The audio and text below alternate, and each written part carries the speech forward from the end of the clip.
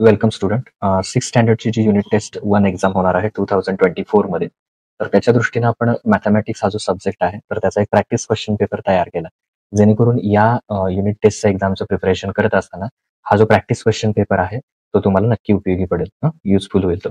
तर या क्वेश्चन पेपरमध्ये जे क्वेश्चन आहेत ते जसेच्या तसे येणार नाहीत तुमच्या एक्झाममध्ये, पण यासारखे क्वेश्चन्स तुम्हाला एक्झाममध्ये विचारले जातील. सपोज एखाद्या फिलिंग द ब्लँक्स मधले आहेत तर ते ट्रू ऑर फॉल्स साठी येतील. मॅच द पेयर्स मधले मे बी फिलिंग द ब्लँक्सला येतील. पण सगळे इम्पॉर्टंट क्वेश्चन आपण या पेपरमध्ये कव्हर केलेले आहेत. त्यामुळे जर का तुम्ही हा व्हिडिओ पूर्ण बघितलात आणि प्रत्येक त्याचं सोल्युशन अंडरस्टँड करून घेतलं तर नक्कीच तुम्हाला युनिट टेस्टमध्ये यातले बरेच क्वेश्चन दिसतील. Okay, marks 20 and time 1 hour. Okay, practice question paper mathematics 6th standard. So first question is question 1E, fill in the blanks, 4 marks. Fill in the blanks म्हणजे मराठीत त्याला आपण रिकाम्या जागा भरा म्हणतो. हे फिल इन द ब्लँक्स काय करायचे आहेत इथं आपण लिहायचे आहेत. Okay, first filling the blanks बघूया. Dot dot line can be drawn through any distinct points. Okay, dot dot line any 2 पाहिजे होता इथे, तुम्ही थोडंसं करेक्शन करून घ्या. एनी 2 डिस्टिंक्ट पॉइंट्स, 2 हा शब्द पाहिजे होता. त्याचा आन्सर मी तुम्हाला सांगेल. इथे बघा 2 डिस्टिंक्ट पॉइंट आहेत. मी क्वेश्चन थोडासा करेक्शन केलं त्याच्यात. A line can be drawn through any 2 distinct points. How many lines? Okay, suppose A हा पॉईंट घेतला आणि हा बी हा पॉईंट घेतला, तर या 2 पॉईंट मधून जाणाऱ्या किती लाईन आपल्याला ड्रॉ करता येतील? तर ओनली 1, एकच लाईन आपल्याला ड्रॉ करता येईल. तर ओनली 1 किंवा टेक्स्टबुक मध्ये शब्द आहे 1 अँड ओनली 1, ऑर असं पण लिहू शकता, जो टेक्स्टबुक मधला वर्ड आहे. Sorry, 1 and only 1. Okay, 1 and only 1 म्हणजे एकतर ओनली 1 लिहा किंवा 1 and only 1. So 1 and only 1 or only 1 line can be drawn through any 2 distinct point. 2 वेगवेगळ्या पॉईंट मधून फक्त आणि फक्त आपण एकच लाईन काय करू शकतो? ड्रॉ करू शकतो. Okay, so this is first filling the blanks. A reflex angle is greater than dot dot but less than dot dot. आता इथे बघा, रिफ्लेक्स अँगल. तर रिफ्लेक्स अँगलची डेफिनेशन काय आहे? It is greater than 180 degree. Reflex angle काय असतो? 180 पेक्षा ग्रेटर असतो, but less than 360 degree. Okay, कसा असतो रिफ्लेक्स अँगल? की जो कितीपेक्षा ग्रेटर असतो? ग्रेटर दॅन 180, म्हणजे ग्रेटर दॅन नंतर काय येणार? 180 degree. And less than 360 degree, not 60 degree, less than 360 degree. तर हे त्याचा आन्सर येणार आहे, greater than 180 degree and less than 360 degree. तसं एक एक्झाम्पल पण बघूया आपण. सपोज हा रे आहे आणि हा अँगल काढला. सपोज हा टोटल 240 डिग्रीज आहे. तर 240 हा ग्रेटर दॅन किती आहे? 180 पेक्षा मोठा आहे आणि कुणापेक्षा लेस आहे? 360 पेक्षा. So that is called reflex angle. Okay, so filling the blanks मध्ये काय करणार तुम्ही? Reflex angle is greater than 180 degree but less than the 360 degree. Okay, now next question. Sum of 2 opposite numbers is dot dot. Okay, opposite number suppose 5 घेतला तर 5 चा opposite number किती येणार? -5. म्हणजे साईन चेंज करायचा. हा पॉझिटिव्ह 5 आहे, हा निगेटिव्ह 5. सम, सम म्हणजे काय? सम म्हणजे त्यांची ऍडिशन. द सम ऑफ, त्याच्यामध्ये काय होणार? The sum of positive numbers म्हणजे +5 आणि त्याचा पॉझिटिव्ह नंबर -5. तर साईन डिफरंट म्हणजे सबट्रॅक्शन होणार. 5 - 5 किती येणार? 0. म्हणजे आपला आन्सर काय येणार? The sum of 2 positive numbers is, पूर्ण सेंटेन्स लिहायचं आणि त्याच्यात आन्सर लिहायचं किती? 0 लिहा किंवा स्पेलिंग लिहा त्याचं 0. Okay, the sum of 2 opposite numbers is 0. Okay, fourth difference, to divide a number by a fraction is to multiply it by dot dot of fraction. Okay, एका फ्रॅक्शन नंबरनं दुसऱ्या फ्रॅक्शन नंबरला जर डिवाइड करायचं असेल तर actually आपण काय करतो? सो सपोज 2/3 हा फ्रॅक्शन नंबर आहे, तर त्याला 1/2 न डिवाइड करायचं असेल तर ऍक्च्युली आपण डिवाइड करताना काय करतो? 2/3 फर्स्ट नंबर आहे तसा लिहितो. ओके, 2/3 फर्स्ट नंबर आहे तो आहे तसा लिहितो आणि डिवाइडच्या ऐवजी काय घेतो आपण? मल्टिप्लाय. ओके, डिवाइडच्या ऐवजी काय घेतो? मल्टिप्लाय. आणि याचा न्यूमरेटर अँड डिनॉमिनेटर इन्व्हर्स करतो, उलट. उलट करतो त्याला, म्हणजे 2/1. तर काय करतो आपण? इन्व्हर्स घेतो त्याचा, मल्टिप्लिकेटिव्ह इन्व्हर्स. म्हणजे डिवाइडच्या ऐवजी मल्टिप्लाय देतो आणि पुढचा नंबर काय करतो? त्याचे न्यूमरेटर अँड डिनॉमिनेटर चेंज करतो आणि याला काय म्हणतात? Multiplicative inverse. So divide, to divide a number by a fraction to multiply it by multiplicative inverse of the fraction. So fill in the blanks मध्ये कोण येणार? Multiplicative inverse. नुसतं inverse जरी लिहिलं तरी चालेल, बट पूर्ण वर्डला मल्टिप्लिकेटिव्ह इनव्हर्स ऑफ, म्हणजे फिल इन द ब्लँक्स मध्ये काय येणार, मल्टिप्लिकेटिव्ह इनव्हर्स ऑफ फ्रॅक्शन. हे घ्या फिल इन द ब्लँक्स मध्ये, याला म्हणायचं multiplicative inverse. Okay. Now next question, match the pairs for 3 marks. 3 marks साठी मॅच द पेअर्स हा क्वेश्चन तुम्हाला तिथे येईल. तर इकडे ए कॉलम दिलेला आहे, इकडे बी दिलेला आहे. तर करेक्ट आन्सर आता 5th स्टँडर्ड सारखं असं इकडे क्रॉस वगैरे करायचं नाही. जर दिले असतील मधी बॉक्स तर मध्ये असे बॉक्स असू देत, नसेल तर स्वतः मध्ये बॉक्स काढायचे आणि मग करेक्ट आन्सर लिहायचा. तर स्ट्रेट अँगल किती डिग्रीचा असतो? स्ट्रेट अँगल म्हणजे त्याला आपण असा समजा, हा आपण ड्रॉ केला असा straight angle. Okay, just a minute. तर स्ट्रेट अँगल म्हणजे हा पूर्ण असा, तर हा पूर्ण टोटल किती डिग्रीचा असतो? 180 डिग्रीचा. ओके, स्ट्रेट अँगल किती डिग्रीचा असणार आहे? 180 डिग्री. त्यामुळे पहिला option straight angle, correct option D. Okay, 180 degree. Complete angle, complete angle म्हणजे पूर्ण अँगल, एक रोटेशन पूर्ण, तर किती डिग्रीचा असणार आहे ते? 360 degree.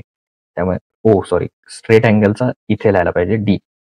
So first straight angle, correct option is D, that is 180 degree. So straight angle 180, त्याच्या समोर लिहिलं डी. ओके, इथे complete angle, complete angle is 360 degree. So 360 degree म्हणजे कुठला ऑप्शन आहे? Option A. तर डी नंतर येणार ए. ओके, आता 3 प्लस 9 आणि -3 साइन डिफरंट आहेत, सबट्रॅक्शन. 9 - 3 6 आणि ग्रेटर नंबरचं साइन काही नाही म्हणजे काय? पॉझिटिव्ह. सो +6. +6 तुम्ही नुसतं 6 लिहिलं तरी चालेल. ओके, मग त्याचा करेक्ट ऑप्शन कुठला आहे? C. Okay, correct option is C. तो सी तिथे घ्यायचा. ओके, तर त्या बॉक्समध्ये ऍक्च्युली 6 नंबर ऐवजी सी हा ऑप्शन पाहिजे, तर तो सी तिथे घ्यायचा आपण. Correct. Okay, C that is 6. -6 नाही येणार, किती येणार? +6. त्याचा ऑप्शन लिहा तिथे आन्सर पेक्षा. ओके, तर हे मॅच द पेअर झाले. Next, now state true or false. True or false हे स्टेटमेंट सांगायचं आहे. Reciprocal of 1 is 0. Okay, reciprocal of 1 is 0. तर 1चं रेसिप्रोकल किती येतं? 0 येतं असं म्हटलेलं आहे. तर काय करायचं तिथे? रेसिप्रोकल ऑफ 1 इज 1 आहे, तर 1चा डिनॉमिनेटर काही नाही म्हणजे किती असतो? 1च असतो, म्हणजे 1/1. 1 इज इक्वल टू 1/1. काही नाही म्हणजे डिनॉमिनेटर 1 घ्यायचं. मग आता रेसिप्रोकल काढायचं म्हणजे काय? त्याचा रेसिप्रोकल काढायचा म्हणजे न्यूमरेटर आणि डिनॉमिनेटर उलट करायचे. आता दोन्ही पण 1च आहेत, मग ते जरी इंटरचेंज केले, वरती 1 लिहिलं आणि खाली न्यूमरेटर आणि डिनॉमिनेटर जरी बदलले तरी किती येणार? 1/1च येणार. म्हणजे थोडक्यात 1चं रेसिप्रोकल किती येणार? 1च येणार. कारण 1/1 म्हणजे परत ते 1च येणार. त्यामुळे रेसिप्रोकल ऑफ 1 इज 0 हे जे म्हटलेलं आहे त्याला काय म्हणायचं? फॉल्स. ओके, काय म्हणायचं त्याला? फॉल्स असं म्हणायचं. ओके, फॉल्स सुद्धा यूज वर्ड कुठला करायचा? फॉल्स. ओके, म्हणजे स्टेटमेंट काय आहे? फॉल्स आहे. रेसिप्रोकल ऑफ 1 किती पाहिजे होता? 1, पण दिलेला किती आहे? 0. त्यामुळे हे काय येणार? False. Now true and false मध्ये सेकंड, 3 - 6. आता 3चं साइन, याच्यामध्ये 3चं साइन काही नाही म्हणजे काय? प्लस, आणि 6चं साइन काय आहे? मायनस. काही नसलं की त्याचं साइन प्लस घ्यायचं, पॉझिटिव्ह, आणि 6चं काय? मायनस. साइन डिफरंट म्हणजे काय होणार? सबट्रॅक्शन. सो 6 - 3 किती येणार? तर 6 - 3 येणार 3. ओके, आणि ग्रेटर नंबरचं साइन काय येणार? मायनस. त्यामुळे -3 म्हणजे हे स्टेटमेंट काय आहे? ट्रू आहे. That is true. Now next, an infinite number of lines can be drawn through 1 point. Okay, suppose एखादा पॉईंट दिला, तर त्या पॉईंट मधून आपण इनफायनाइट लाईन ड्रॉ करू शकतो असं म्हटलेलं आहे. हा सपोज एक पॉईंट आहे, त्याला आपण ए असं नाव दिलं, तर ह्या ए या पॉईंट मधून आपण असे किती लाईन्स ड्रॉ करू शकतो? 1 2 3 4 5. ओके, तर जितके पाहिजे तितके लाईन आपण त्याच्यातून ड्रॉ करू शकतो. मग इनफायनाइट म्हणजे त्याला आपण मराठीमध्ये अनंत म्हणतो. तर त्या इनफायनाइट नंबर ऑफ लाईन्स आपल्याला काय करता येतात? एखाद्या पॉईंट मधून ड्रॉ करता येतात. त्यामुळे हे सुद्धा स्टेटमेंट काय आहे? ट्रू आहे. Okay, this statement is also true. पहिला थोडा फॉल्स आहे रेसिप्रोकलचा, बाकी दोन्ही ट्रू आहे. Now next question, convert into mixed numbers. Mix number मध्ये त्याला कन्वर्ट करायचं. तर पहिलं किती आहे बघा? 30/4. ऍक्च्युली अपॉन मध्ये 30/4. तर याला कसं कन्वर्ट करायचं मिक्स्ड फ्रॅक्शन मध्ये, मिक्स्ड नंबर मध्ये? तर त्यासाठी 30 ला 4 ने डिवाइड करायचं. सो किती येणार? 4 7 जा 28. 4 7 जा 28. कारण 4 8 जा 32 येतं. 32 चालणार नाही 30 समोर, त्यामुळे 28. तो रिमाइंडर राहणार 2.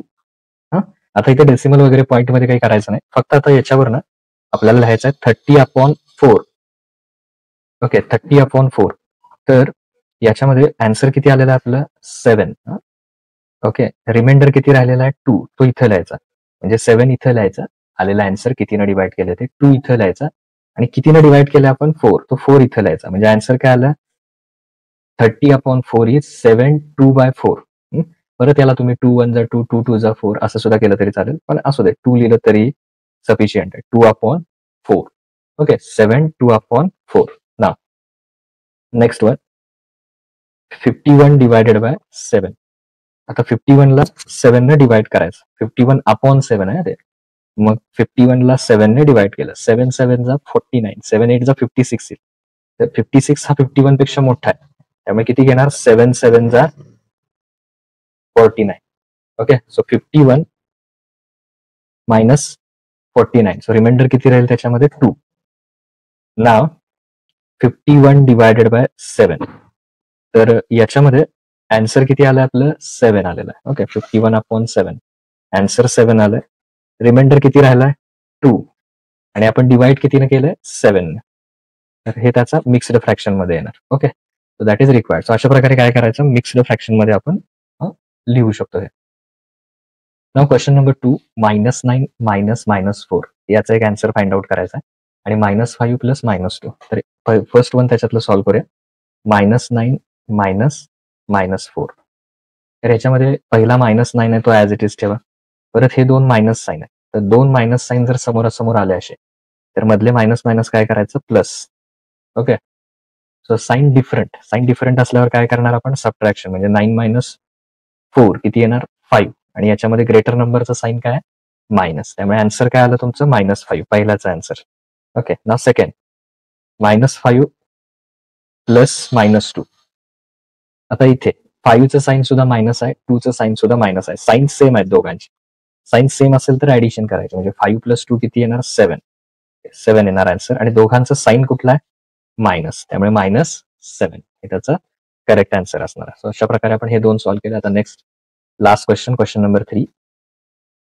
नाव question number 3 solve the following question 6 marks. इथं 2 क्वेश्चन आहेत 3 मार्क्सचे.